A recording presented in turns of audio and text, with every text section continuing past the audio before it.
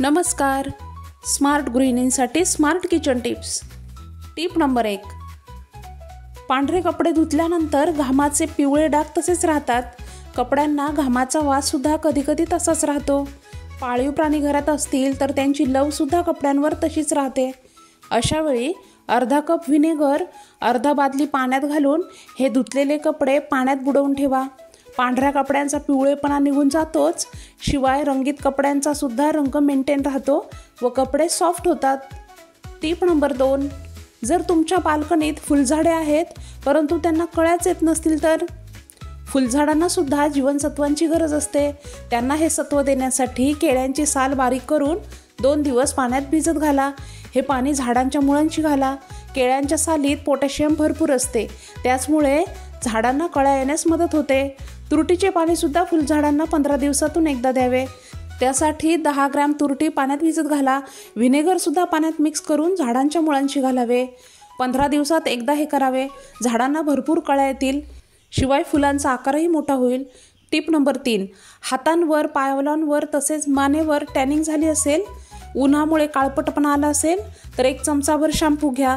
त्यात दात घासायची पावडर अर्धा चमचा घाला. कोलगेट पावडर बाजारात सहज उपलब्ध होते. आता त्यात इनोफ्रूट सॉल्ट 1 पॅकेट फोडून घाला. मिक्स करा. छान फेस तयार होईल. आता हे मिश्रण टॅनिंग झालेल्या जागेवर लावा व 5 मिनिटे चोळून नंतर धुवून टाका. मान, हात व पायांवर असलेला काळपटपणा निघून जातो. Tip number 4. आवळ्याचे गुणधर्म आपल्याला माहीतच आहेत. आवळ्याचा ज्यूस सकाळीच पिल्याने अनेक फायदे आपल्या शरीरास मिळतात, परंतु आवळा वर्षभर बाजारात उपलब्ध नसतो. अशावेळी आवळ्याचा रस कसा साठवावा हे आपण बघूयात. आवळ्याच्या बिया काढून आवळा चिरून घ्या. त्यात आलाचा तुकडा, पुदिना, लिंबाचा रस व थोडा गूळ आणि कपभर पाणी घालून मिक्सरमधून बारीक वाटून घ्या. आता हे गाळून त्यात भाजलेल्या जिऱ्याची पूड व काळं मीठ घालून मिक्स करा. आता हा ज्यूस आईस ट्रेमध्ये घालून स्टोअर करून ठेवा. त्यातील 1 क्यूब दररोज अर्धा ग्लास पाण्यात घालून सकाळीच आपण घेऊ शकतो आणि आपले कामसुद्धा यामुळे सोपे होते. Tip number 5. 2 तमालपत्र व 4 लवंग 2 ग्लास पाण्यात उकळून पिल्यास अस्थमा, दमा तसेच छातीत कफ साठला असेल तर ह्या तक्रारी दूर होतात.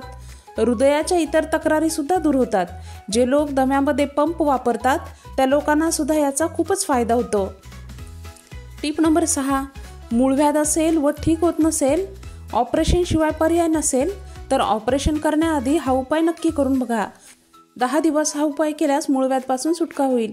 त्यासाठी 1 चमचाभर गाईच्या तुपात काळी मिरी पूड घालून पाण्यात मिक्स करून सकाळीच पिण्यास द्या. एवढ्याशा उपायाने सुद्धा मूळव्याधीपासून सुटका मिळते. Tip number 7. खोबरेल तेल व पाणी समप्रमाणात मिक्स करून पायाच्या तळव्यांना मालिश केल्यास शरीरातील उष्णता कमी होते. Tip number 8. फळांच्या साली फेकून न देता या साली पाण्यात भिजत घालून झाडांच्या मुळांशी घातल्यास चांगले खत झाडांना मिळते. सफरचंदाच्या सालीचे पाणी झाडांना घातल्यास सडलेली मुळे व पिवळी पाने गळून जातात. कलिंगडाची साले, केळीची साल उत्तम खत म्हणून कार्य करतात, तर संत्र्याची साल पाण्यात भिजत घालून हे पाणी झाडांना घातल्यास कीटकनाशक म्हणून काम करते. Tip number 9. पपईच्या बिया फेकून देत असाल तर थांबा. पपईच्या बिया कुटून मधात कालवून खाल्ल्यास पोट साफ होते. तसेच पपईच्या बियांमुळे लिव्हरसुद्धा साफ होते. यासाठी पपईच्या बिया व लिंबाचा रस एकत्र करून घ्या. थोडे दिवस असे केल्यास फरक जाणवेल. Tip number 10. चेहरा धुण्यासाठी बाजारातील फेसवॉश वापरण्यापेक्षा हे घरगुती फेसवॉश वापरल्यास दीर्घकाळ परिणाम टिकून राहतात. त्यासाठी संत्र्याची साल उन्हात व गुलाबाच्या पाकळ्या सावलीत सुकवून घ्या व मिक्सरमधून बारीक पावडर करून घ्या. ही पावडर चाळून त्यात 1 वाटी बेसन व 1 चमचाभर हळद घालून मिक्स करून बरणीत भरून ठेवा. ही पावडर पाण्यात अथवा दुधात मिसळून चेहरा धुण्याआधी 10 मिनिटे चेहऱ्यावर लावून ठेवा व नंतर धुवून टाका. आठवड्यातून 2दा असे केल्यास चेहरा चमकदार होतो. Tip number 11. थंडीच्या दिवसात शरीराची प्रतिकारशक्ती वाढवण्यासाठी हळदीचे सेवन करावे. कच्च्या हळदीचे सेवन केल्यास जास्त परिणाम होतो. त्यासाठी कच्च्या हळदीचे लोणचे सुद्धा आपण बनवून ठेवू शकतो, म्हणजेच वर्षभर कच्ची हळद उपलब्ध होते. Tip number 12. डाळिंबाचा रस कोमट करून लहान मुलांना पिण्यास द्यावा. त्यामुळेच त्यांना लागलेले जुलाब बरे होतात. Tip number 13. रात्री झोपताना गाईचे तूप नाकात घातल्यास कानाच्या पडद्याचे कुठलेही ऑपरेशन करावे लागत नाही. Tip number 14. गुडघ्याचे दुखणे वाढत असेल तर अशा वेळी गुडघ्यांमधील कार्टिलेज कमी होते व त्यामुळेच गुडघे खूप दुखतात. यामध्ये नारळ पाणी पिल्यास गुडघ्यांमधील कार्टिलेज वाढते व गुडघ्यांमधील हाडे एकमेकांवर घासत नाहीत. नारळ पाण्यासोबतच डिंक, खजूर, ड्रायफ्रूट, बदाम, केळे, शिमला मिर्च, लसूण, कांदा, फ्रेंच बीन्स तसेच आले हे पदार्थसुद्धा गुडघ्यांमधील चिकटपणा वाढवण्यास मदत करतात. Tip number 15. डाळिंबाच्या बिया वाटून त्यात मीठ घालून दातांवर मालिश केल्यास हिरड्यांमधून रक्त येणे बंद होते. या होत्या आजच्या टिप्स. आजच्या टिप्स तुम्हाला आवडल्या असतील तर व्हिडिओला नक्कीच लाईक करा.